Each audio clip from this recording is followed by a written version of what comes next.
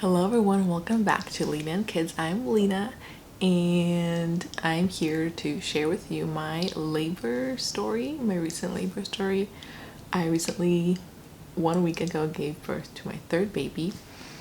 And if you're new here, hi, my name is Lina. Thank you so much for being here, and if you haven't yet, subscribe for more mommy videos. Yeah, so I'm just gonna share with you the story, how it all went, and let's just get started. Last week on Monday is when it all started. Actually, I had my 37-week appointment and I decided to have a membrane sweep. That's just when the midwife goes in and she sweeps your membrane, your cervix. She kind of massages it. This time it actually wasn't painful. I accidentally got it done twice because there was one midwife that did it and she couldn't really feel the baby's head, so she had the main midwife come in, and the main midwife came and she swept me. I don't know if that made a difference or not, but I got swept twice on accident. I came home and I started feeling like more pain, whatever pain I was feeling, like in my pelvis and my stomach and my cramps and my Braxton Hicks contractions, everything, all of those kind of symptoms, they kind of got bigger. I'm gonna put myself, as long as I'm in focus, I'm gonna put myself away so I don't look at myself. There you go. Yeah, so everything started kind of getting more painful, and that lasted the next day as well, so the Tuesday. And then at Tuesday night, halfway through the night, I started getting contractions, probably around 3 o'clock. I don't know when they started because I was sleeping and I was trying to sleep through them, because I knew if they were the real deal then I wouldn't have much rest shortly after. My contractions were 5 minutes apart and they were painful. I texted my doula. I was trying to call my midwife. For some reason she wasn't picking up her phone, but I told my husband, you're not going to work. I'm starting labor. So that was that. So yeah, my doula was on her way, my midwife was on her way, and I just went into the shower. I knew that for me, when I'm laying down on my side, my contractions go the hardest, and when I'm standing up, they kind of start slowing down. So I took a shower, and by the time I was done, my doula was here, and the labor process kind of started. So I went back into my bed and I was laying in there, and something that was different this time around in my last two births was that I was bleeding, and I kept bleeding little by little. I think that was pretty normal because nobody really said anything about it. Like, I told my midwife, hey, I'm bleeding, I keep bleeding, and she was just like, yeah, that's okay. So anyway, it might have been a sign of dilation, but I was dilating kind of slow at that point. When my actual midwife came, she checked my dilation, and I believe I was at 2, maybe 2.5 centimeters, so not that much. My kids woke up and my mom came to pick up the kids. She gave me some pomegranate juice that she's freshly squeezed, and my kids woke up and I let them in the room. I had, like, behind me you can see my baby sleeping. I don't know if you can see him, but all the midwives were sitting on the floor. They were all sitting over there. My kids came in. First it was my older son, and when he came in I got so emotional. I started crying a little bit. It was just like that moment where I realized I gave birth to him, and he's so big. He's 3.5. He's a very tall boy, and he's so big, and I'm like, he's gonna meet his brother, and it's just gonna be so awesome. He came up on the bed, and then my daughter woke up. She came, and I was just laying on this bed looking at them, and like, they were playing with my midwives. They were throwing like bean bags at them and stuff like that. And although it was great, I loved it. I loved that they were here. I was able to see them before they went off to their grandma's. But I noticed that my contractions were getting slower and slower and slower. Like, they were getting far apart and less painful. And In my head, I'm like, what is happening? The kids need to go, like they need to leave. So finally they left, and my doula realizes that they're not 5 minutes apart anymore. They're like 6, and then they're like 8, and then they're like 10 minutes. And my maid midwife, she sees that, and the next day is supposed to be Thanksgiving. So she's like, okay, I'm gonna go to the store. I'm gonna go get some groceries for Thanksgiving. I hope that's okay. I'm like, yeah, that's okay. And I realized, I'm like, oh my goodness, something is not right. Like, this is not supposed to happen. I'm supposed to be giving birth to my baby. I don't want it to slow down. And we start doing things to kind of help accelerate my dilation and my contractions again. We do like different poses on the bed, and then we start doing squats, and then we start doing stairs, and then whenever I would lay down, like the contractions would kind of come back a little bit, but not really. They were still really far apart. So we go outside, and I start walking up the little hills I have in my backyard, and like there was a lot of pressure on my belly, like a lot of pressure, and I'm like, I feel like I'm super close, but why are the contractions not coming back? Like I want them back, like right now. It was kind of frustrating. I started getting a little bit, not worried, I'm just getting frustrated that the contractions weren't as hard. And I'm like, Lord, I know I prayed for a painless labor, but if pain is going to make this baby come any sooner, then I want the pain. Just give me the pain. I want the baby really soon.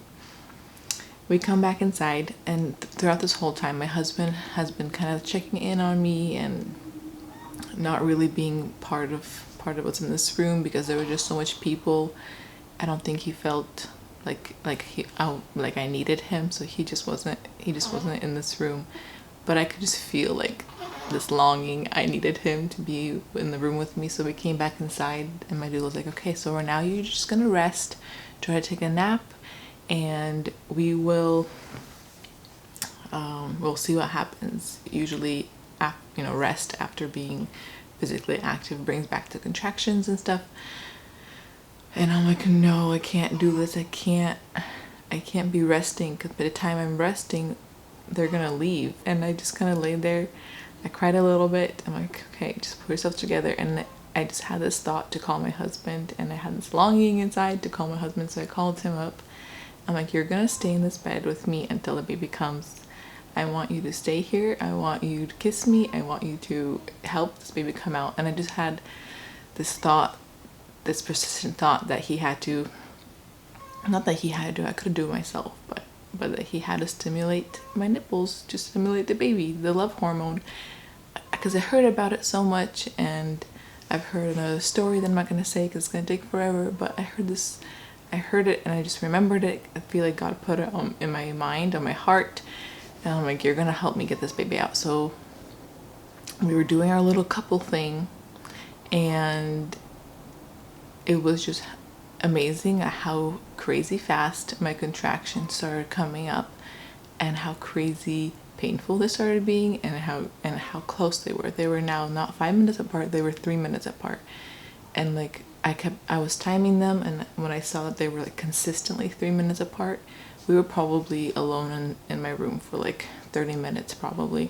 I felt like it was way less. It's just so amazing how during labor the time goes by so fast. I don't know if it's like the pain or you're just constantly anticipating contractions, but during labor the time just like goes by extremely fast. At least it does for me. Charlotte comes back from the store, and she checks me again.